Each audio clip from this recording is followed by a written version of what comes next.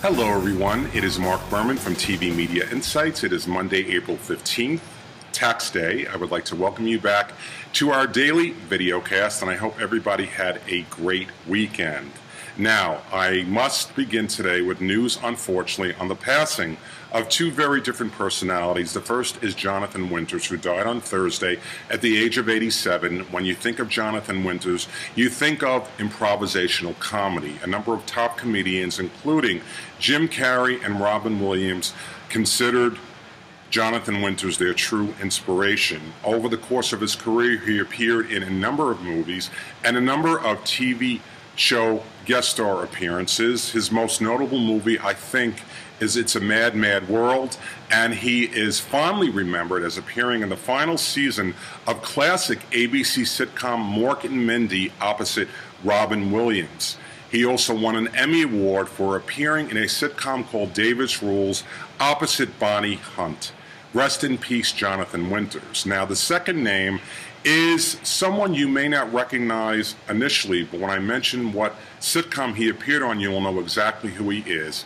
And that person is Frank Bank, who died on Saturday at the age of 71. Frank Bank appeared on classic sitcom Leave It to Beaver as a character named Clarence Rutherford, a.k.a. Lumpy. Now, he initially appeared on Leave It to Beaver as in a guest shot, playing a character who bullied Wally and the Beaver. He returned as a kinder, gentler version of Lumpy and remained on Leave It to Beaver in a recurring role. He made about 50 appearances.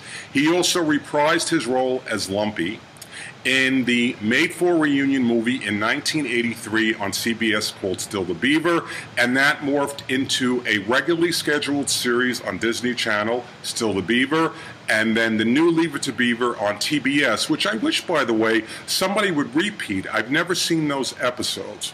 Rest in peace, Frank Bank.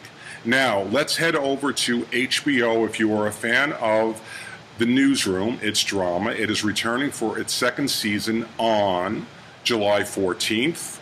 Boomerang is going to celebrate Earth Day next Monday with a marathon airing of animated Captain Planet and the Planeteers. I believe that's the name of the show.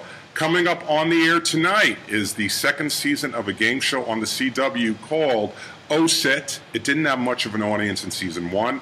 I don't expect much this season. I think it's better in the summer, actually.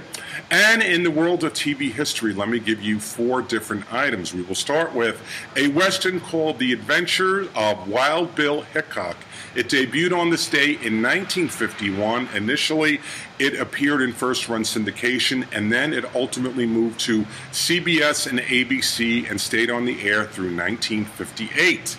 In 1990 was the debut of classic Fox sketch comedy In Living Color, created by Keenan Ivory Wayans, who used a number of his family members, of course. And by the way, most recently, Fox had said it was going to revive In Living Color with two different specials that would serve as a pilot for a new series, but they decided to scrap those plans. In 1968 was the final episode of Bill Cosby drama I Spy, and most notable about that show was Bill Cosby was cast as the first African-American actor in a regularly scheduled role on a drama, and his co-star was Robert Culp. And on this day in 2002 was the final episode of a family drama called Once and Again. And that is our daily video cast from TV Media Insights on this 15th day of April. If you owe Uncle Sam, my suggestion is get your check in the mail. I want to thank you for joining me, and I will be back with more news about my favorite medium, television, tomorrow. Have a great day, everyone.